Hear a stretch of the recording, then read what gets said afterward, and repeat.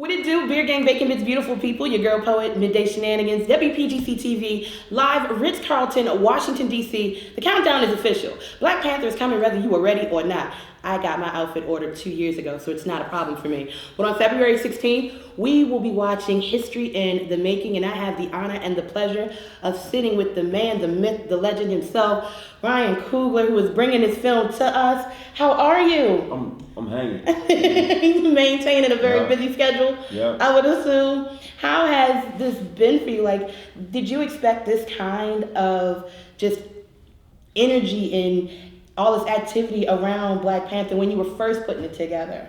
Nah, not at all, man. It's I mean, for us, we were just trying to make the best movie we could, and I still feel like that. You know, like I'm just hoping that the movie connects. Honestly, feel blessed that people are excited though. You know, and definitely feeling the positive vibes around it. But you know, for us. And for me specifically, I know making movies are hard, man. And just making one that functions is like is hard. It's like almost impossible. I'm not sure how you did it. Like, there's some heavy hitters in this film. There's some unknowns that after seeing it, I wanted to learn more about them. So, who was that? Like, I didn't know about Letitia.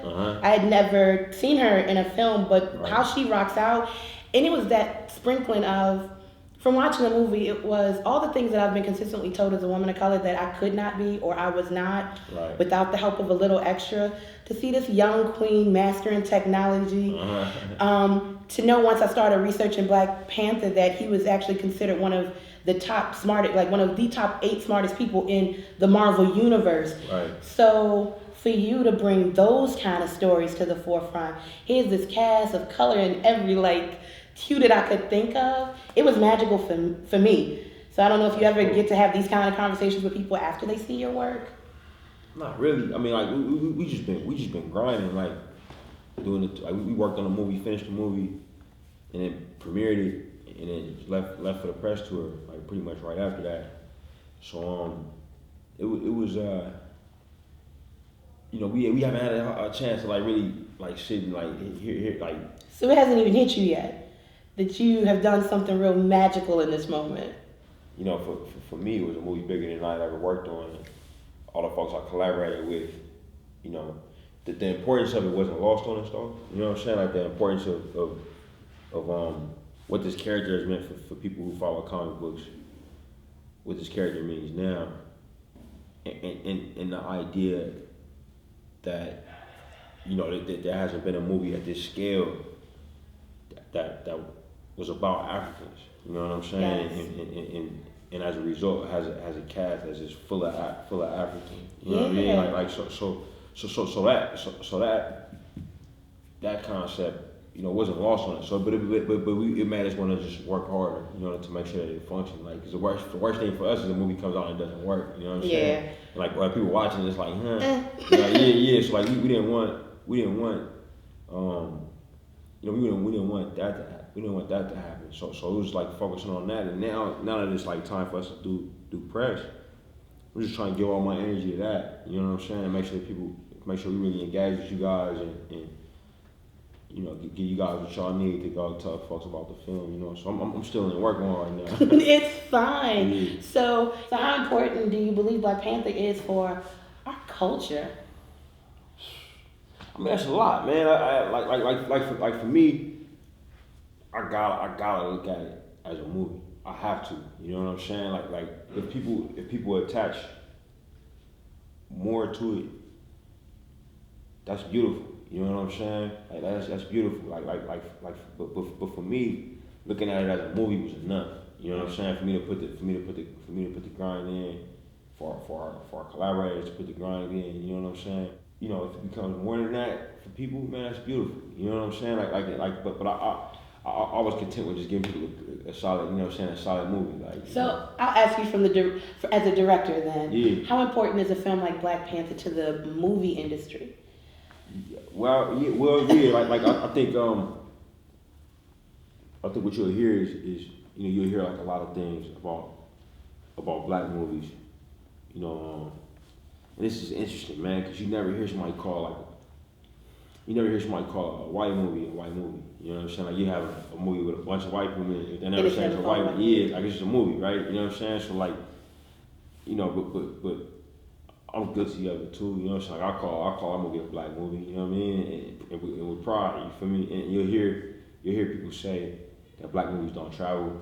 You know, and we got opportunities with this because we're working with like such an amazing studio in Marvel and such an amazing studio in Disney. You know that had a pull and the size and the manpower. I should say people power. Yes. You know to push the film in different countries. You know and so I think that if the film works, it could play a role in maybe disproving some myths there in terms of business. You know, but that's also something, you know, is just something that we don't have any control over. Like if we don't have control over if people go see the movie or not. You know what I'm saying? Like as filmmakers. So for me, you know, I try not to even focus on that too much. You know, but that's a real thing. You know, because it's a time with all businesses where like you know myths about certain people, a lot of times myths about us. Yeah. That hadn't really been proven either way existed and stopped people from getting work. You know, you can look at that in the sports industry. You know what I'm saying? Like almost every industry. Yeah, it was a time, and it was a time in basket in the NBA where people thought that, you know, we can't put black people out here in these games. Nobody will come to see the games. You know, so that was literally a thought process. You know, and then next thing you know, one black player plays and nobody stops coming, and then two black players play. Oh man, look, even more people coming. You know, and now you look up and it's nothing for a black person to be in you know, professional athlete in this country. It's you know, it's commonplace. You know what I'm saying? It's as if it always was the case. You know. Yeah. So I think that the film industry. On the 16th, we'll see a movie where you thought you couldn't have a starring black cast do a breakout box office numbers. You're about to see that 12-fold. That'd be nice. Oh, I'm gonna claim it for you. Okay. You're ready to. Now, before I let you go, I've got to ask. Now that we have Black Panther in theaters, I'm gonna ask later about Black Panther 2 because I'm here for that, and I'm hoping to have a walk on roll. But if you could make any film, your budget limitless, your talent roster, anything you wanted to do, what kind of movie would you? No. Yeah, I don't know. Yeah, like I said, I'm still on this. It's hard for me to even think about. It's really hard for me to think about something else. So whenever you make a movie, like whatever the movie is, how long does this stay? Like this is your focal point only before you start thinking of. I mean, I think as long as I'm actively working on it. With my last movie, like I started talking to. After I finished Creed, I started talking to Marvel about this, but I couldn't really engage with them until after I was like done. And on that situation, I had some time between like finishing the movie and we started this process. You know what I'm saying? Like it wasn't like we finished it and then premiered it. You know what I mean? We finished it, locked it, we're done with it for a little while, then we premiered it, then we started doing press. You know what I'm saying? With this movie, like we literally just finished the movie like right before the premiere. You know what I'm saying? Premiere was like I don't know what day it is. I think premiere was like last week. Yes. Maybe. But as soon as we premiered it, press started. You know, so I ain't had time to really come out of this, and it's probably a good thing because you know we're still in this process. Well, the sky not the limit for you. You are doing amazing work, and I can't wait to speak to you on the 17th so you can tell me that we did box office numbers, and then you can start telling me about part 2, because we know that that's coming, whether he wants to share it with us or not. It's your girl, Poet. This is WPGC TV. Ryan, thank you so much. Like, nice talking to you. Can't tell you thank you enough. The movie, I could tell you in 3 words, would have to be effing fantastic. I walked out wanting to change the world and do things. Oh, man. And I don't know how it's going to touch everybody else, but from a young girl of color that grew up in foster care, you were speaking to my heart.